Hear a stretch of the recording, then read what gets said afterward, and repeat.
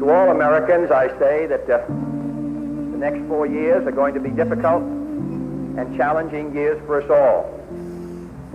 The election may have been a close one, but I think that there is general agreement by all of our citizens that a supreme national effort will be needed in the years ahead to move this country safely through the 1960s.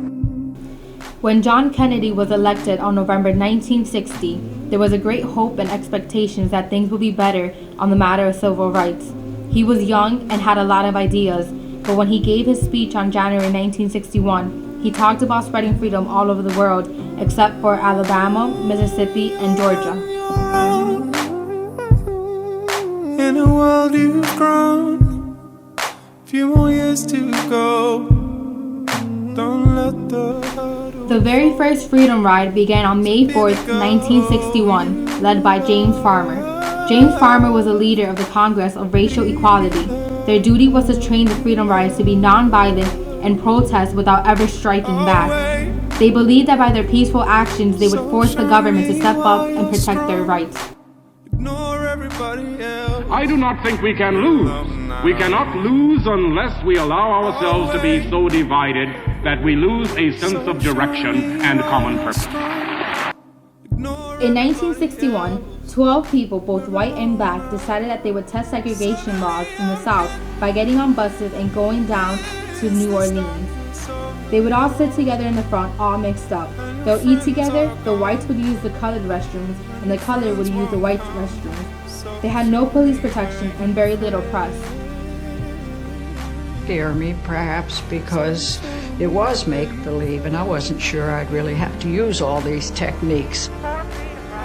With our nonviolent behavior and our goodwill, I thought we could do anything. Do you expect any trouble? There is a possibility that we will not be served at some stops. There is a possibility that we might be arrested. This is the only trouble that I anticipate. There were separate facilities, was to say to black people and white people that blacks were so subhuman and so inferior that we could not even use public facilities that white people used.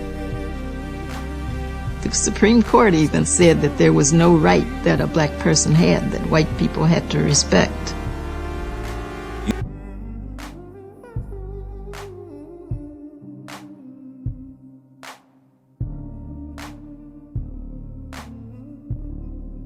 Boarding that Greyhound bus to travel through the heart of the Deep South, I felt good. I felt happy. I felt liberated. I was like a soldier in a nonviolent army. I was ready. In the front seat to New Orleans this time. Hallelujah, I'm a-traveling. Hallelujah, ain't it fine? Hallelujah, I'm a-traveling down freedom's main line. The first day getting on the bus, it was a good feeling. It was a good feeling. We were together, it was comradeship, it was a good cause. And we were going for the movement, we were going for the people.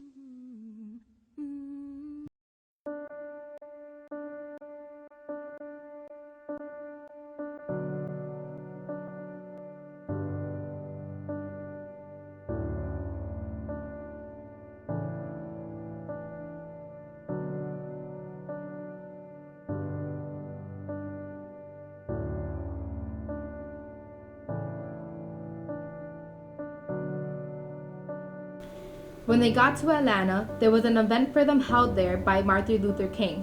It was a great honor for them to meet him. They had hoped that maybe he would become a Freedom Rider as well, but he told them that the Alabama clan was planning a huge welcome for them, and some people believed they were doing more harm than good. He refused to get on the buses and told them they shouldn't either. On that Mother's Day morning, 2 buses left for Birmingham, Alabama, one Greyhound and one Trailways. They both left an hour apart, but only one made it all the way. Could see the bus station. Looked like at least 200 people were around the bus station, all men. They were calling us all kind of names, nigger lovers, communists. Come on out and integrate Alabama. We dare you to do this, we dare you to do that. As they entered, they saw what could have been hundreds of people standing around the station. The mob started calling them names and even threatened to kill them all. As the men got closer, what was 10 minutes of being stuck felt like hours. There were no police officers or press, but there were a few local reporters. One of the men laid in front of the bus to stop the Freedom Riders from getting away, but thankfully the bus driver slowly pushed its way through.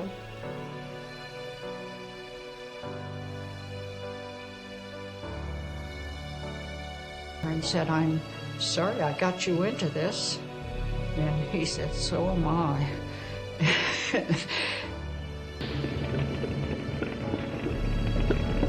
Eventually we heard that sickening sound of tires going flat. The bus driver came out and he went out to look at the tires, and when he realized how flat and hopeless they were, he just walked away from the bus and just left all the passengers to fend for themselves. He just walked away. The Freedom Riders started worrying when someone smashed a crowbar through one of the windows. The attack had begun. The men began to rock the bus from side to side, trying to knock it over. They also attempted to go in, but thankfully one of the passengers pushed the door shut and locked it. The hand went down, and when it came back up, it had some object in it that he threw into that hole. And there was immediate flash fire on the bus. Pretty soon the whole back of the bus was black. You couldn't even see in front of your face.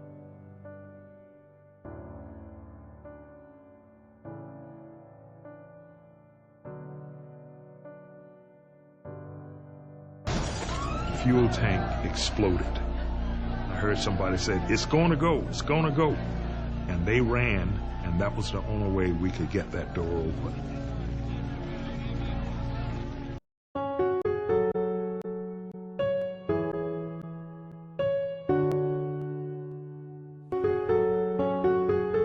I can't tell you if I walked off the bus or if I crawled off or someone pulled me off.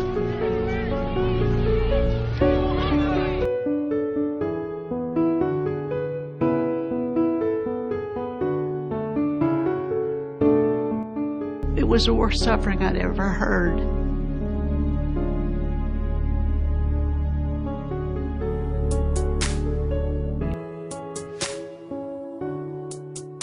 I think it's important to understand that this wasn't just the first attack. There were many more, and many were even arrested.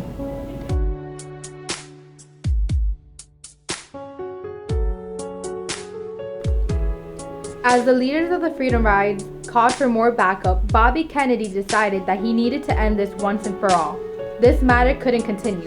He formally asked the ICC to end bus segregation, but they were asked to wait for an answer. When Mr. Kennedy asked the Freedom Riders to stop with their plan, that he was told to wait, the passengers all said no. That wasn't good enough. Instead, the whole process became even stronger.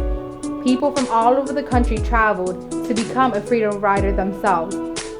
Eventually, there were over 430 Freedom Riders, 300 of whom ended up at Parchman. At Parchman, they began to see the movement in a new way. It became almost a university of nonviolence. They became not just individual groups of Freedom Riders, but they had a shared experience. And they were from different parts of the country, there were different races, different religions, in some cases different political philosophies, and it all got blended together. The great change is at hand, and our task, our obligation, is to make that revolution, that change, peaceful and constructive for all. Those who do nothing are inviting shame as well as violence. Those who act boldly are recognizing right as well as reality. It was America. It was interracial. It was interregional.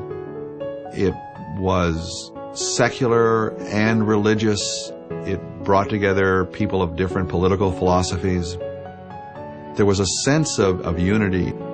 It was a shining moment. Hallelujah. I'm traveling. Hallelujah, ain't it fine? Hallelujah, I'm traveling down freedom's main line.